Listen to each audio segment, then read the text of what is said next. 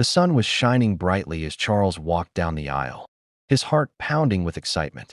He had just married the woman of his dreams, Margaret, a woman twice his age. Margaret, at 69, was elegant, sophisticated, and full of life. They had met just a year ago, and it had been a whirlwind romance.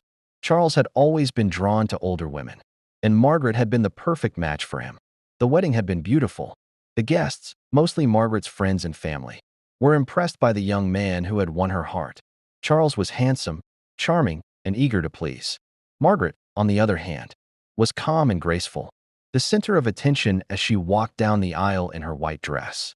Everything seemed perfect, but Charles couldn't shake the nagging feeling that something was off. As the reception began, he found himself sitting alone in a quiet corner of the venue. The grand banquet hall was filled with laughter and music, but Charles felt distant, his mind racing. It wasn't that he didn't love Margaret. He did, but something had been bothering him.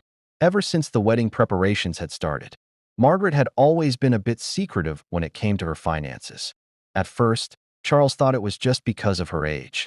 Older people didn't always like to talk about money, he assumed. But now that they were married, he wanted to know more about her financial situation. It wasn't just curiosity, it was important. He needed to know how much money they had and what their future would look like together. Later that night, after the last guests had left, Charles gently confronted Margaret about her finances. He wanted to know how much savings she had, what debts she owed, and whether there were any investments or properties they could rely on in the future. Margaret had smiled gently, telling him not to worry about such things. "We have each other," she had said, her voice soft and reassuring. But Charles didn't feel reassured. As the night went on, he could tell that Margaret was avoiding his questions. He grew more and more anxious, until he finally asked her directly, "Are we in debt, Margaret?" She hesitated for a moment before responding. "I don't have much, Charles. My savings are gone, and I've been living off of what little pension I have left." Charles felt a cold chill run down his spine. This wasn't what he had expected to hear. Margaret had always seemed so poised, so well put together. He had never imagined she could be so financially unstable. He didn't know why, but something snapped inside him. All the excitement and joy from the wedding day turned to anger and disbelief. He had married her thinking she was wealthy, but now she had nothing. Margaret reached out to touch his hand, sensing his distress. "Charles, don't let this ruin our happiness. We'll figure it out together." But Charles wasn't listening. All he could think about was the lie. The promise of wealth and comfort he thought he was marrying into was gone, replaced by a cold reality that made him feel trapped. That night, as they lay in bed, Charles stared at the ceiling, his thoughts spiraling. His dreams of a comfortable life, of wealth and security, had been shattered in an instant. He turned to Margaret, his anger bubbling up. He needed to escape, but now he felt tied to her, bound by a wedding that had turned into a prison. Margaret, on the other hand, was asleep, unaware of the dark thoughts brewing in Charles's mind. Her breathing was steady and calm, a stark contrast to the turmoil in his chest. Charles didn't sleep that night. His mind raced with thoughts of how to get out of this situation. How had he gotten it all so wrong? Little did Margaret know, her life was about to change forever. The morning after their wedding, the glow of happiness that should have lingered felt hollow. Margaret woke up to find Charles already up, sitting at the edge of the bed, staring out of the window with a distant look in his eyes. She rubbed her eyes and stretched, her mind still foggy from the night before. "Good morning, darling," she said softly, trying to inject some warmth into the room. Charles didn't respond right away. He was still lost in his thoughts, his face unreadable. After a long pause, he finally turned to look at her, his eyes colder than she'd ever seen them. Margaret immediately sensed that something was wrong. "Is everything okay?" she asked, sitting up, her voice laced with concern. Charles looked at her for a moment before standing up abruptly. He paced around the room, his hands in his pockets, clearly agitated. "You lied to me," he said, his voice sharp. Margaret's heart sank. "What do you mean? I asked you about your finances last night. You told me you didn't have much. You said you were fine, that we'd be okay. But you didn't tell me the truth." His voice grew louder, the anger inside him simmering just below the surface. Margaret stood up, her face pale. "Charles, I didn't lie to you. I told you the truth. I'm not wealthy, but I'm not destitute either. I've managed my life carefully, but I've also been living on a fixed income for years. It's just the reality of being older. Charles's eyes widened in disbelief. The reality?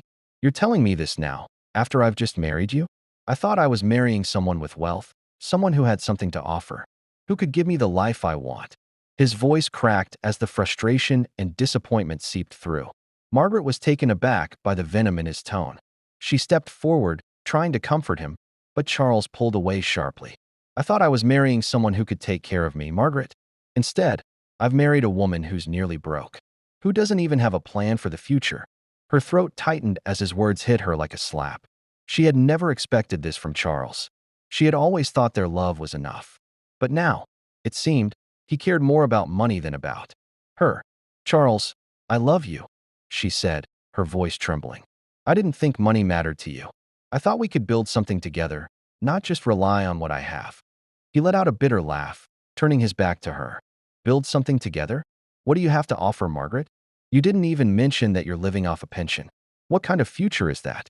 You're too old to start anything new. The words stung, but Charles wasn't finished. I've been working hard my entire life. I've made something of myself. And now I'm stuck with you. You, who can't even take care of herself. Margaret's face flushed with hurt, but she tried to stay calm. I did what I could. I thought we were building something special, Charles. But now it seems like that was never enough for you. Charles turned back to face her, his expression cold and calculating. You're right. It's not enough. And now I realize, I made a terrible mistake. Margaret's stomach twisted with dread. She knew what he was implying, but she didn't want to believe it. What are you saying? Charles took a step toward her, his eyes narrowing with determination. I didn't marry you for your love, Margaret. I married you for what you could offer me. And now that I see you have nothing, I don't need you anymore. Margaret's world seemed to crash down around her. She had no idea her new husband felt this way. The man she had trusted, the man she had married only 24 hours ago, was now standing in front of her with contempt in his eyes. She tried to speak, to ask him what was going on, but her voice failed her. Before she could even react, Charles turned away, walking toward the door. I'm going out. Don't wait up for me. He didn't look back as he left. Margaret stood frozen in the middle of the room, her heart pounding in her chest. She couldn't believe what had just happened. What had gone wrong? They had been so happy, so in love, just the night before. But now, Charles had turned into a stranger, a man who was angry, disillusioned, and disappointed. Her mind raced. Was their marriage really over? And if it was, what did that mean for her future? As Charles left the house, Margaret sat down on the bed, her hands shaking. She was trying to process everything, but she couldn't. She had married a man she thought she could trust. But now she saw him for what he really was, a man who valued money over love. She didn't know what would happen next. All she knew was that her life, just hours after the happiest day, had taken a dark turn, and it seemed there was no way out. Charles returned to the house much later that afternoon, his face expressionless. Margaret had spent the last few hours in a daze, trying to make sense of the argument, but it seemed impossible. Every time she thought she could reach him, he pushed her further away. She had never seen him like this before, angry, bitter, distant. He wasn't the man she had married the night before. As he entered the house, Margaret looked up from the couch where she had been sitting, her fingers nervously playing with a strand of her hair. She had tried to calm herself, to make sense of the emotional chaos swirling inside her. But the silence between them had become unbearable. The air in the house felt thick, heavy with unspoken words. Charles didn't even acknowledge her as he walked past her and into the kitchen. He opened the fridge, grabbed a bottle of water, and took a long gulp before sitting at the table, his face still unreadable. Charles, Margaret began, her voice soft but pleading. Please, let's talk. What happened? I don't understand what's going on. Last night, we were so happy. What changed? Charles looked at her, his eyes cold, almost as if he was seeing her for the first time. He sighed heavily, his gaze dropping to the table. What changed? You changed, Margaret. You lied to me. You deceived me. Margaret's heart sank. She stood up slowly, walking towards him. I didn't lie to you, Charles. I've always been honest with you. I told you about my finances. I didn't hide anything. You knew I wasn't wealthy, but I thought we could make it work, that our love would be enough. Charles slammed the bottle of water down on the table, his voice rising in anger. Love? That's all you have to offer? Love doesn't pay the bills, Margaret. Love doesn't buy houses or put food on the table. I didn't marry you for love. I married you for a life. A life with security, comfort. I thought I was marrying someone who could give me the future I want. Margaret's throat tightened as she tried to swallow. The lump of fear and sadness that had formed there. She couldn't believe what she was hearing. This wasn't the man she had married. This wasn't the man who had whispered sweet words of love in her ear the night before. You said you loved me, Charles, she said, her voice trembling. You said you wanted to build a life together. But now, all you care about is money. Charles stood up suddenly, his chair scraping loudly against the floor. He towered over her, his face inches from hers, his breath hot and angry. I thought you had money, Margaret. I thought you could give me everything I wanted. I thought you were my ticket to a better life. But instead, I find out you have nothing. You're broke, you're old, and you're useless to me. The harsh words cut through Margaret like a knife. She took a step back, her eyes filling with tears. Charles, how can you say that? I've always been there for you. I've supported you. I love you with all my heart. How can money be more important than that? He didn't answer. Instead, Charles reached for his jacket, slinging it over his shoulder. He walked towards the door without looking back. Where are you going? Margaret called out, her voice breaking. I'm done, Charles said, his voice low, almost cold. This marriage is a joke. I can't live with a woman who has nothing to offer. I need more than you can give me. I'll be staying with a friend for a while. Don't try to contact me.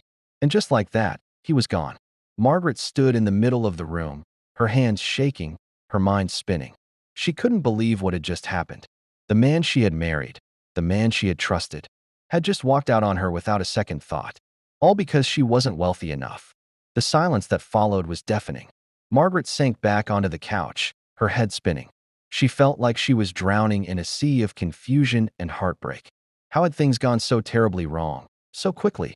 She thought about the vows they had exchanged just 24 hours ago, for better or for worse, in sickness and in health. She had believed in those words. She had believed in their love. But now, it seemed that all Charles had cared about was what she could give him, and she had nothing left to offer. As the hours dragged on, Margaret sat in the living room, her mind numb, staring at the door that Charles had walked out of. She didn't know what to do anymore. She had never felt so alone. But there was something else growing inside her, a sense of unease, a feeling she couldn't quite shake. Something about this didn't sit right. Charles's words had been harsh, cruel even, but there was something darker in his eyes when he said them, something that made her fear that this wasn't just a marriage falling apart. This was something much worse. And as the hours passed, Margaret couldn't help but wonder if she would ever see Charles again. The night had passed in a blur of confusion and anxiety. Margaret had tried to sleep, but every time she closed her eyes, the words Charles had said echoed in her mind. She tossed and turned, unable to escape the image of him walking out the door, leaving her behind with nothing but a broken heart and a shattered sense of security. By morning, she was drained. The house felt emptier without him, even though his presence had been nothing but cold and distant. She had spent the hours since his departure, replaying every moment of their relationship, wondering where it had all gone wrong. She hadn't seen the signs, the warning signs that Charles had only been interested in her for what she could provide. Margaret didn't want to believe it, but a part of her knew it was true. She had been naive. She had thought that love would be enough to overcome their differences, to bridge the gap between their ages and their financial situations. But now, love seemed like an illusion, a cruel joke played on her. She spent the day in a fog, unable to focus on anything. She tried to distract herself by cleaning the house, but the effort was half-hearted. Every time she picked something up, her hands trembled. Her mind kept drifting back to Charles. Where was he? What was he doing? And most of all, what did he really think of her now? It wasn't until late in the afternoon that she got her answer. The doorbell rang, pulling Margaret from her thoughts. She hesitated for a moment, her heart racing. Could it be Charles? Had he come back to apologize, to explain himself? With shaky hands, she walked to the door and opened it. To her surprise, it wasn't Charles standing there. It was a police officer, his uniform crisp and his expression serious. Good afternoon, ma'am. I'm Detective Evans, he said, his voice calm but authoritative. May I come in? I need to ask you a few questions. Margaret's stomach dropped. A cold chill ran down her spine. Of course, detective, she said. her voice shaky as she stepped aside to let him in. The detective stepped into the living room, looking around briefly before turning back to her. He took a seat without waiting for an invitation. "Is everything all right, detective?" Margaret asked, her voice trembling. She felt as if she were going to faint. What could this be about? Why was the police involved? "I'm afraid I have some bad news." "Ma'am," Detective Evans said, his eyes serious. "We found your husband this morning." Margaret's breath caught in her throat. "Charles? What do you mean you found him?" The detective hesitated, then continued. "He was found at a local park, near the river. He was dead, ma'am. Someone found his body early this morning. It looks like he was murdered." Margaret's heart stopped. She couldn't breathe. The room spun around her. "What? What are you saying?" She managed to stammer. "How did he die? What happened?" Detective Evans looked at her, his expression grave. "It appears he was hit over the head with a blunt object. There's a chance he was attacked suddenly, without warning. But we don't know much else at this time. We're still investigating." Margaret's mind was racing. Murder? Charles was dead? How could this be possible? She couldn't wrap her head around it. The man who had just walked out on her was now gone, killed. The detective continued, his voice softening slightly. "We're going to need you to come down to the station and give a statement. Mrs. Harkins, it's important that we understand your relationship with your husband. We need to know if there's anything that might have led to this." Margaret couldn't find her voice. She sat down slowly, her knees weak. The detective's words barely registered in her mind.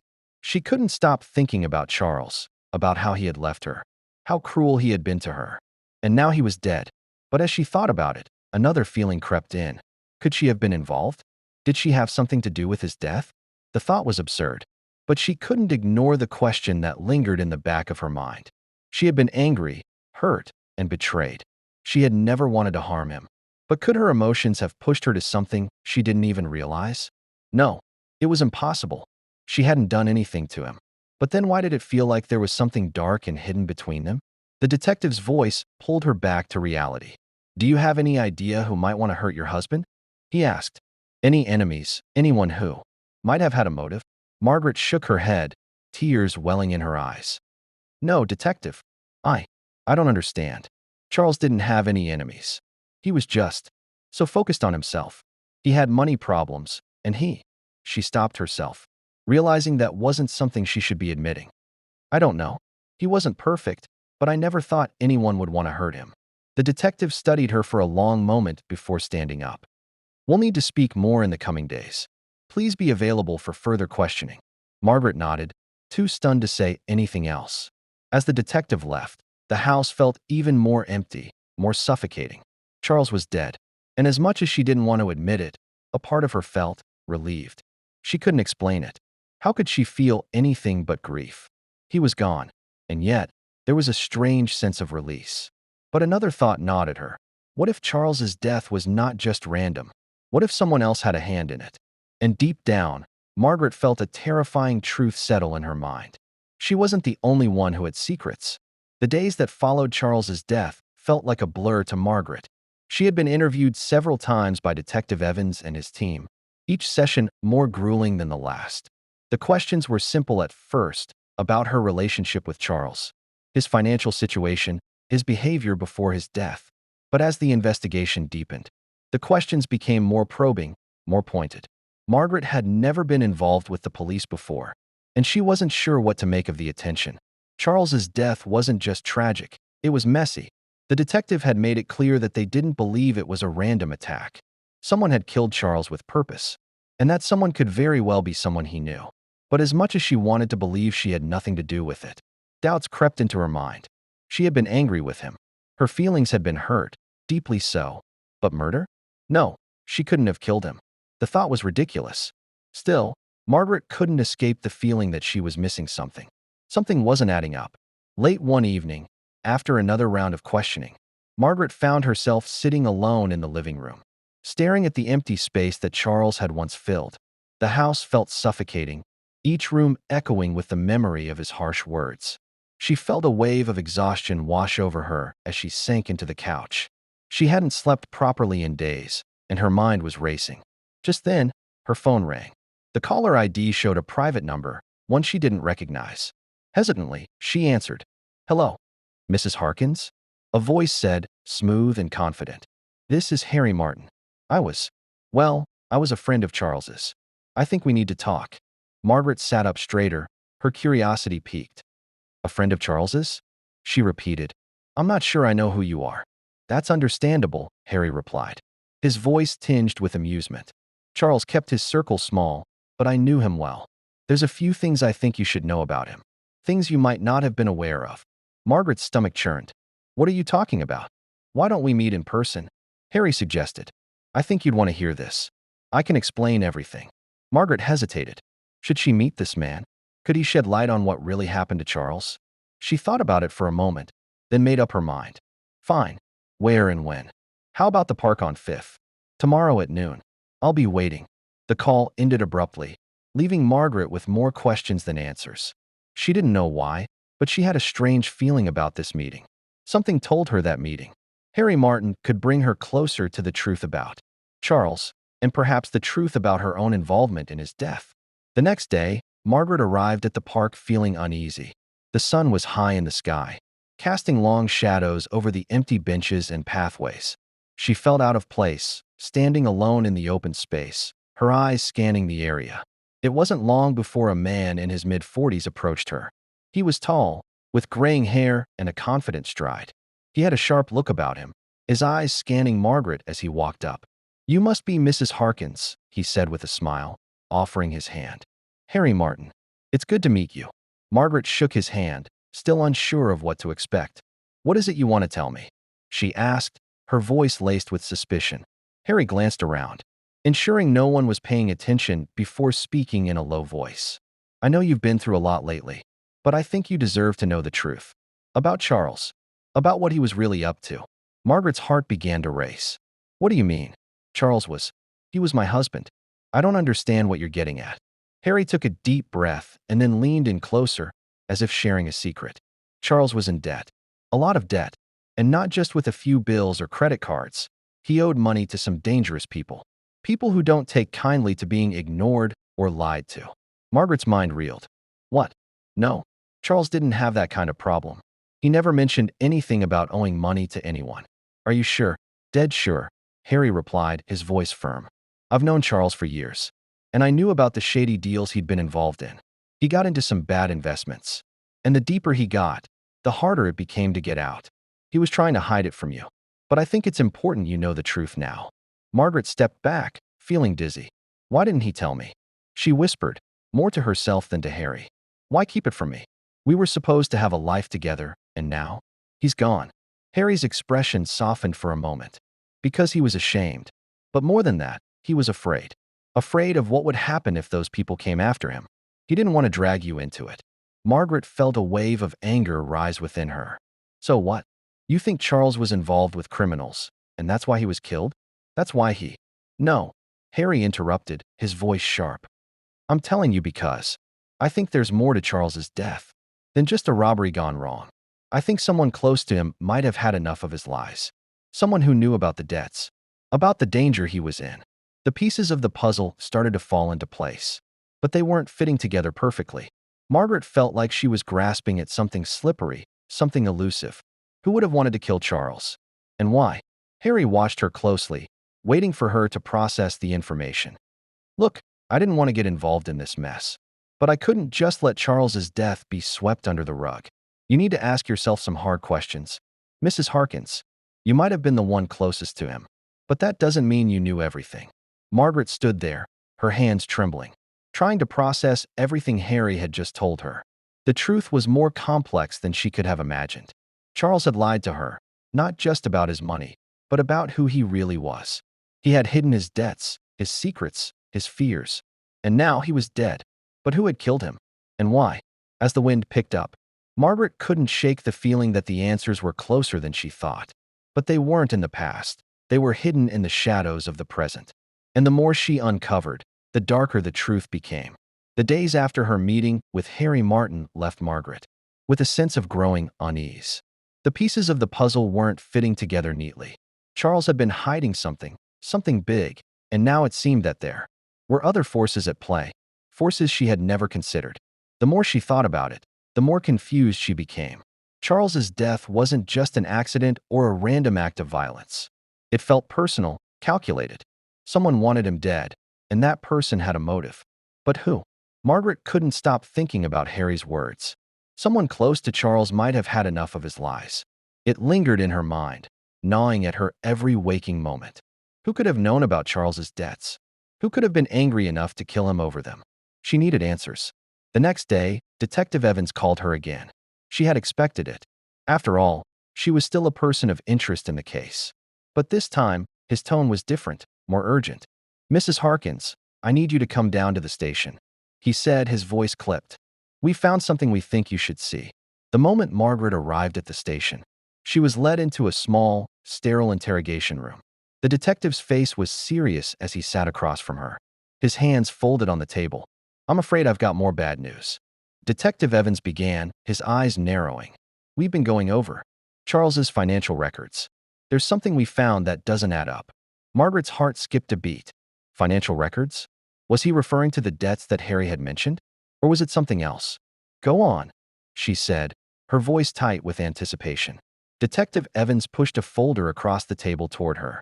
Inside were several sheets of paper, bank statements, loan records, and credit card balances. Margaret's hands shook as she began to flip through them. She recognized some of the names, credit card companies, loan agencies, but there were others she didn't recognize. Her eyes stopped on one document, a letter from a private loan shark. The terms were aggressive, interest rates through the roof, payments far more than Charles could have afforded. It was clear that Charles had been borrowing money from someone dangerous, someone who would stop at nothing to get paid. This was sent 2 weeks before his death. Detective Evans said, his voice low. "It seems that Charles was being blackmailed. The person who lent him money was threatening him. If he didn't pay up, they were going to expose him, and his financial troubles would have ruined him." Margaret's mind was racing. Blackmailed? Charles hadn't said anything to her about this. He had kept it all hidden, just as he had hidden so much from her. The debts, the desperation, the people he owed, it all painted a picture she couldn't ignore anymore. "Detective, who is this person? Do you know who he is?" Margaret asked, her voice barely above a whisper. She didn't want to know, but she needed to. Evans nodded grimly. "We're still tracing the money, but it seems the loan came from a man named Victor Delaney. He's a known criminal, has ties to underground loan sharks, dangerous people who don't play by the rules." Margaret's stomach lurched. She had heard of people like that, gangsters, merciless in their pursuit of money. Could Charles have gotten involved with someone like that? "You're telling me Charles owed money to a man like that?" she asked, feeling her throat tighten. "And you think this man killed him?" "We don't have all the answers yet," Evans said, his expression softening slightly. "But we do know that Delaney had a motive. He was putting pressure on Charles to repay a large sum, or there would be consequences."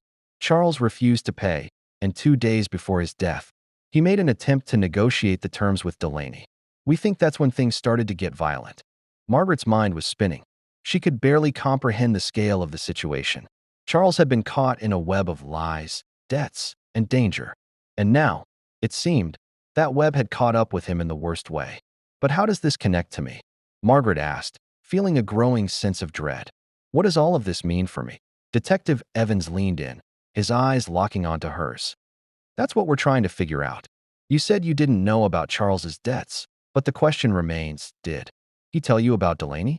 Or did you learn about it through other means?" Margaret felt a knot form in her stomach. She hadn't known. She hadn't had a clue. But the detective's question made her uneasy. Could it be that someone else had found out about Charles's debts? Someone close to him? She had to know more. As she left the police station, her head was spinning. She needed to find Victor Delaney. She needed to speak with him, confront him. But how? A man like him wasn't easy to reach. And if he was involved in Charles's death, who else could be involved? The more she thought about it, the more she realized that her life was now tangled in a dangerous web. Charles had never told her the full truth, but now she was paying the price for his secrets. And there was no telling who would come after her next. Margaret couldn't escape the feeling that someone was watching her. She had barely started to uncover the truth, and already, it seemed like the walls were closing in around her. If she wanted to survive, she had to act fast. The truth about Charles's death was out there. She just had to find it before someone found her first. Margaret spent the following days and a days, struggling to process everything she had learned. the shocking revelations about Charles's debts, the dangerous man he had been dealing with, and the possibility that someone close to him might have killed him. It was all too much to bear. Yet, somehow, she couldn't stop herself from diving deeper into the mystery.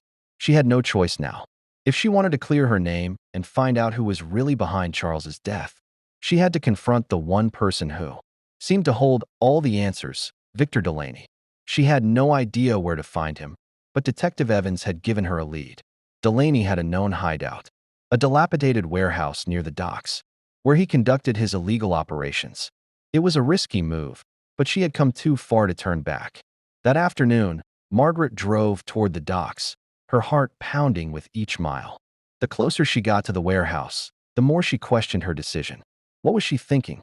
She had no experience with criminals, no way of protecting herself if things went wrong. But she couldn't stop now. She had to know the truth. The warehouse was as run down as she had imagined. Rusting metal walls, broken windows, and an overwhelming sense of decay surrounded the area. The faint scent of salt water mixed with the stench of mildew and oil. As she parked her car a block away, Margaret's hands trembled on the steering wheel. She couldn't afford to be seen, but she had to get closer. She needed to confront Delaney, now. She slipped out of the car, her footsteps light as she moved cautiously toward the building.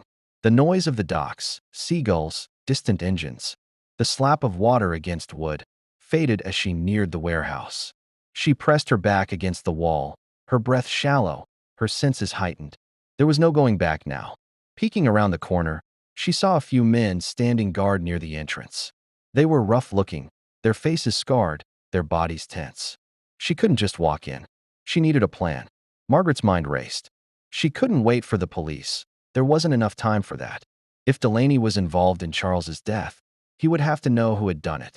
And if he was guilty, there was no telling how far he would go to protect himself. As she crouched behind a dumpster, trying to figure out her next move, a voice suddenly broke the silence. Looking for someone? Margaret spun around, her heart leaping into her throat. Standing in front of her, as if he had appeared out of nowhere, was Victor Delaney.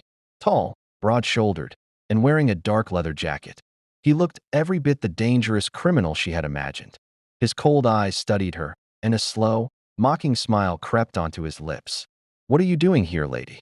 he asked, his voice low and menacing. Margaret swallowed hard, trying to steady her voice. "I need answers. You're the one who killed Charles Harkins, aren't you?" Delaney's smile faltered for a brief moment before he chuckled darkly. "Charles Harkins? That fool. What makes you think I had anything to do with him?" Margaret didn't flinch. "I know about the money, the loans, the threats. He was trying to get out of debt, and you killed him when he couldn't pay up. You're the one who did it, aren't you?" Delaney's face darkened. His eyes narrowed, and for a moment, Margaret feared he might strike her. But then, he laughed again, more loudly this time. "You really think I killed him over money?" He shook his head, stepping closer. "That's where you're wrong, sweetheart. I didn't kill Charles. He was a small-time player in my world. I've dealt with worse." Margaret felt a knot tighten in her stomach. This wasn't going the way she had hoped. "Then who did?" she demanded. "Who killed him?" Delaney's expression shifted, turning almost pained. He seemed to weigh his next words carefully before speaking, his voice quieter now. "You should have asked him before you married him. Charles wasn't just hiding debts, he was hiding a lot of things. He got involved with the wrong people, and they were the ones who decided to deal with him." Margaret's blood ran cold. "What do you mean? Who are you talking about?" Delaney's gaze shifted to the side, as if contemplating something. He stepped back, rubbing his chin thoughtfully. "There's a whole network of people, more dangerous than me, who had their hands in Charles's mess. When he couldn't deliver what he owed, they came for him. It was always going to end this way. I'm not the one you should be looking for." Margaret's mind raced. If Delaney didn't kill Charles, then who did? Had he just implicated someone else? Had someone from Charles's past made sure that he paid the price for his mistakes? Before Margaret could ask more, Delaney raised a hand, silencing her. "You should leave. Lady, this is a dangerous place, and I don't want to see you again. Your husband wasn't the only one with secrets. And you? You've got more of a connection to all of this than you think." Delaney turned away and walked back toward the warehouse. Margaret stood frozen for a moment, trying to process his cryptic words. What did he mean? What was he hinting at? The moment Delaney disappeared inside the building, Margaret turned on her heel and ran back toward her car. Her head was spinning with all the new information. Charles's death wasn't just about the money. It was something much darker, something far more complicated than she could have ever imagined. As she drove away from the docks, the weight of everything she had learned pressed down on her. She wasn't free yet. The truth was still out there, and now she knew she couldn't stop until she found it. But the more she thought about it, the more she realized that the person who killed Charles was still out there, hidden in the shadows, waiting for the right moment to strike again. And Margaret was closer to uncovering the truth than she had ever been. But the final piece of the puzzle was still missing, and as she drove through the night, she couldn't shake the feeling that the answers she was searching for were much closer than she realized.